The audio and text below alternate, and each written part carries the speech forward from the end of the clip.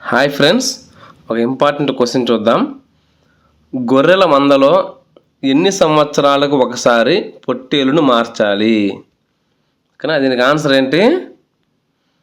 Option B, 2 సంవత్సరాలకి మార్చాలి పొట్టేలుని. అంటే ఏదైనా గొర్రెల మందలో ప్రతి 2 సంవత్సరాలకి పొట్టేలుని మార్చాలి. ఇంకోటి ఏంటంటే ఇంపార్టెంట్ పాయింట్ ఇక్కడ, అదే మందలో ఉన్న పొట్టేలుని మనం బ్రీడింగ్ పర్పస్కి సంపర్కానికి వాడకూడదు, ఉపయోగించకూడదు.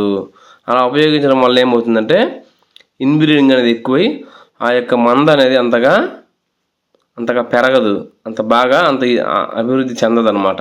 అందువలన వేరే మందలో నుంచి పొట్టేళ్ళు మనం డిసీజులు ఏం లేనటువంటి స్క్రీనింగ్ చేసుకొని పక్క మందలో నుంచి ఆరోగ్యంగా ఉండడం తెచ్చుకొని వాడుకోవాలన్నమాట.